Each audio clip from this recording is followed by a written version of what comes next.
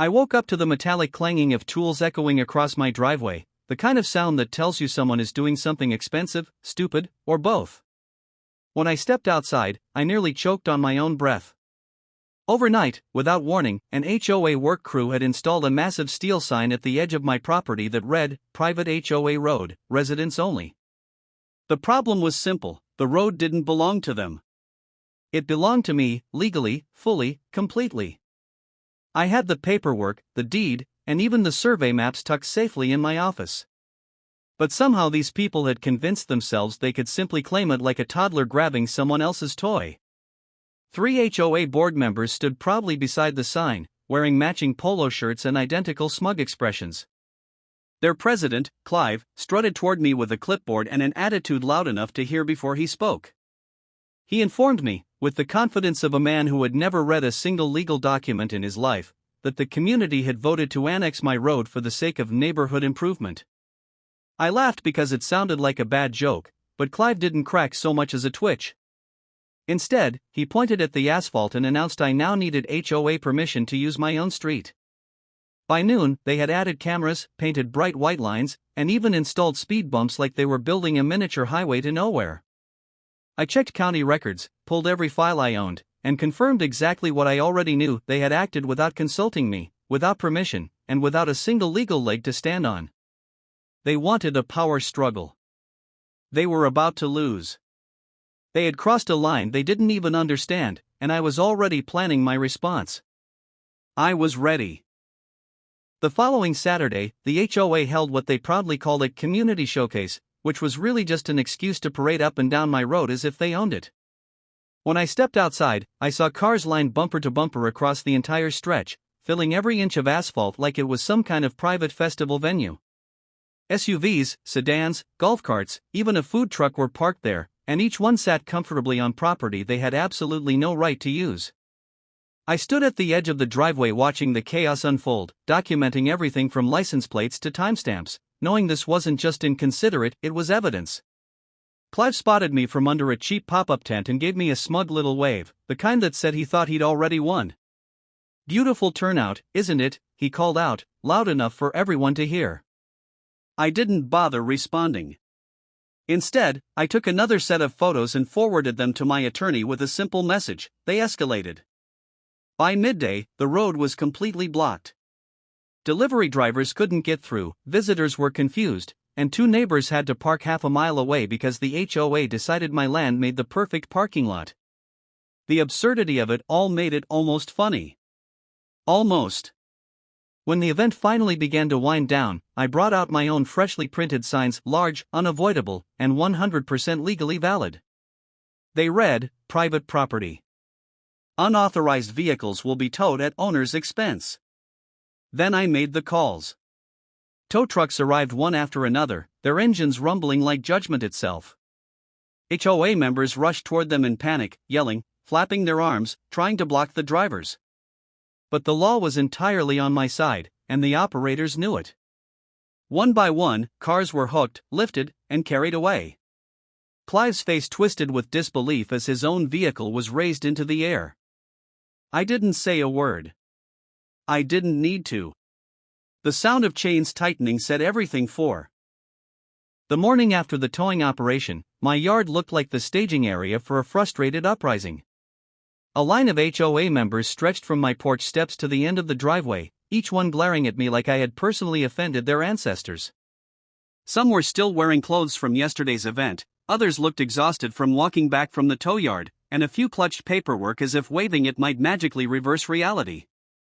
The air buzzed with irritation, and I could feel the collective fury aimed straight at me.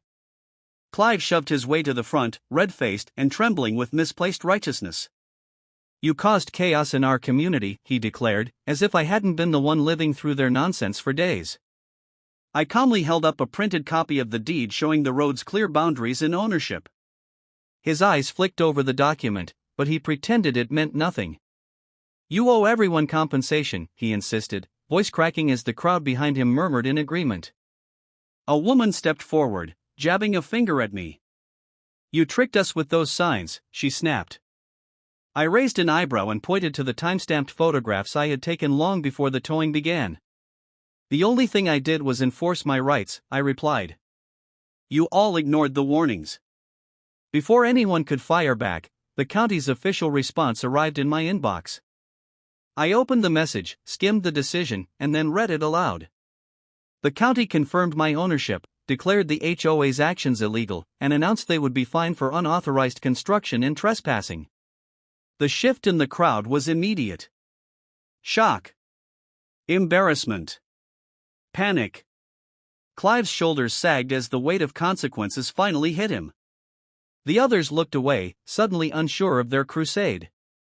My front yard grew silent, filled not with anger now, but with the unmistakable sting of collective defeat. The HOA wasted no time launching their counterattack, and by the next morning the neighborhood buzzed with rumors about the so-called lawsuit they planned to file against me. From my porch, I could hear pieces of the meeting happening inside their clubhouse, mostly shouting, slamming chairs, and Clive's voice cracking every few minutes as he tried to sound authoritative.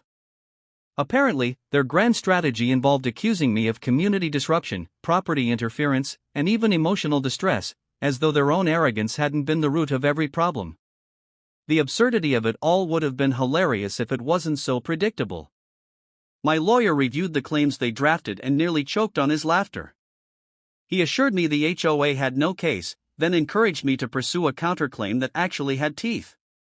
Together we compiled everything: timestamps of trespassing, videos of unauthorized construction, screenshots of their announcements using my road as their event space, and statements from neighbors who were fed up with the board's antics. The evidence piled high enough to speak for itself.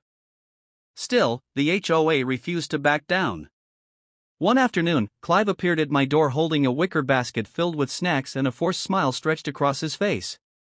He acted as if he were my concerned friend rather than the person who had tried to steal my property. Let's resolve this peacefully, he said. No need for hostility.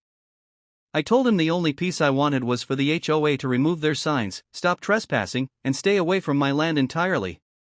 His smile twitched, then collapsed into a scowl. As he walked away, he muttered, "You'll regret this." But the truth was simple: they were losing control, and they knew it. Their threats didn't intimidate me. They only strengthened my resolve. The road was mine, and they would learn that truth.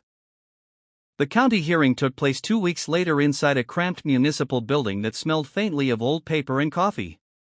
I arrived early, but the HOA board filtered in even earlier, whispering nervously among themselves. Clive tried to look confident, but the stack of documents clutched in his hands trembled with every step he took. When the county inspector, 2 sheriff deputies, and a legal representative entered the room, the atmosphere shifted instantly. What had once been the HOA's imagined domain was now a courtroom of consequences. The inspector began by reviewing the evidence I had submitted: photographs of the illegal signs, videos of the construction, copies of county maps, and records proving the road was unquestionably mine. Clive attempted to object repeatedly, but each interruption only made him look more desperate. When the inspector asked whether the HOA had obtained permits, approvals, or even basic notification before annexing the road, no one on the board could answer. Their silence spoke louder than any argument they had rehearsed. Then came the verdict. The county declared the HOA's actions unlawful and ordered them to remove every modification they had made to my property, from the signs to the speed bumps. They were fined for trespassing, unauthorized construction, and misuse of community funds. But the final blow came when the legal representative announced that all profits generated from events held on my road, including vendor fees and parking charges, were owed directly to me. The board members looked as though the floor had vanished beneath them. When the session ended, the sheriff addressed the HOA with a simple instruction: stay off his land. No threats, no debate, just a rule they could no longer twist. As they filed out, avoiding eye contact, I stepped outside into clear sunlight. My road was finally mine again, untouched, unclaimed, and undeniably protected. The battle was over, and the victory was absolute.